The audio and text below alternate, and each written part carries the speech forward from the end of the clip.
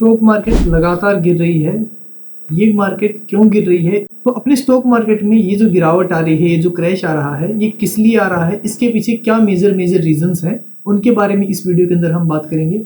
अगर आपको इंटरेस्ट नहीं है मार्केट को समझने में, उसके पीछे रीजंस को जानने में, तो आप इस वीडियो को अभी स्किप कर सकते हैं। ये वीडियो सिर्फ उन लोगों के लिए है जो सच में मार्केट को जानना चाहते हैं, सीखना चाहते हैं कि मार्केट कैसे काम करती है, मार्केट कैसे बिहेव करती है।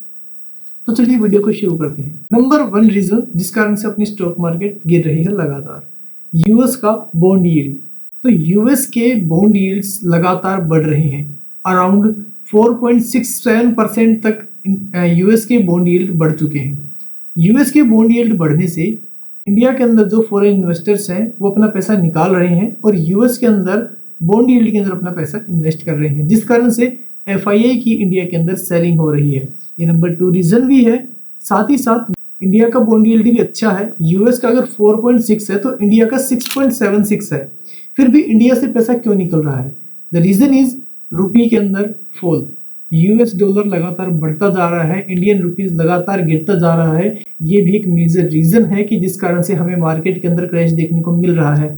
इंडिया की भले ही बॉन्ड यील्ड अच्छी हो, बॉन्ड यील्ड ज्यादा हो यूएस से, लेकिन रुपए का प्राइस डॉलर के मुकाबले गिरने से, इंडिया की बॉन्ड यील्ड ज्यादा होने से भी फॉरेन इन्वेस्टर्स को इंडिया के अंदर पैसा लगाने में नुकसान हो रहा है, जिस कारण से वो अपना पैसा यूएस के बॉन्ड के अंदर इन्वेस्ट कर रहे हैं। अगले रीजन के बारे में अगर हम बात करें तो इंडिया का इंटरेस्ट रेट अगला रीजन है। इंडिया का इंटरेस्ट रेट अगर आप देखेंगे तो पिछले कई महीनों से ये लगातार सेम ही बना हुआ है। अगर इंटरेस्ट रेट नहीं बढ़ेगा तो इन्वेस्टर्स इंडिया के अंदर पैसा लगाने से उन्हें इतना प्रॉफिट नहीं होगा। तो इन्वेस्टर्स को इंडिया में पैसा लगाने से उतना प्रॉफिट नहीं मिलेगा जितना उन्हें मिलना चाहिए। इंडिया का इंटरेस्ट रेट जब तक बढ़ेगा नहीं, तब तक उन्हें इंडिया के बॉन्ड यील्ड से भी इतना पैसा नहीं मिलेगा।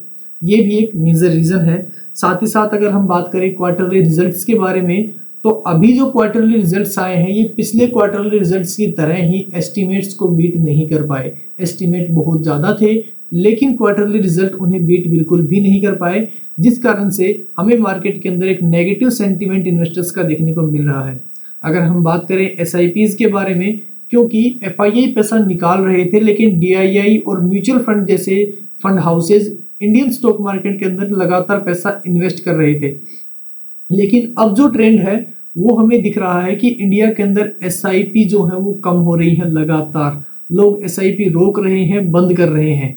लोग डर के कारण, ये सोच के कि मार्केट और ज्यादा गिरेगी, कितनी गिरेगी, इन डर के अंदर स्टॉक मार्केट के अंदर एसआईपी बंद करते जा रहे हैं। ये भी एक मेजर रीजन है कि मार्केट में हमें एक सेलिंग प्रेशर देखने को मिल रहा है।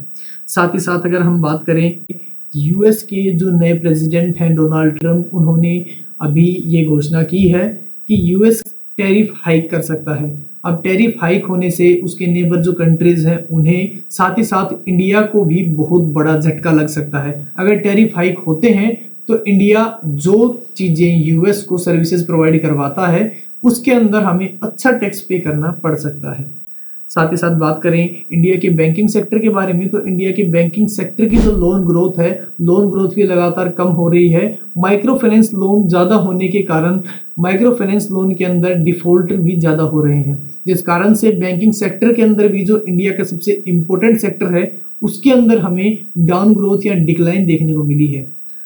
अभी अगर हम निफ्टी की बात करें तो निफ्टी अपने मेजर जो सपोर्ट था इस मेजर सपोर्ट को भी तोड़ चुकी है। इसको तोड़ने के बाद इस मेजर सपोर्ट के नीचे कंसोलिडेट कर रही है, जैसा कि आपको चार्ट में दिखाई दे रहा है। इस मेजर सपोर्ट को तोड़ने के बाद नेक्स्ट जो निफ्टी के पास इमीडिएट जो सपोर्ट है वो इमीडिएट सपोर्ट है 22,800 का। ये 22,800 का सपोर्ट एक बहुत ही इंपॉर्टेंट सपोर्ट है। अगर 22,800 के सपोर्ट को मार्केट तोड़ देती है तो हमें 22,200 तक जाती हुई मार्केट देखने को मिल सकती है। 22,200 हमारे लिए नेक्स्ट सपोर्ट होगा, लेकिन सबसे पहले 22,800 एक इम्पोर्टेंट और इमीडिएट सपोर्ट हमें देखने को मिल सकता है।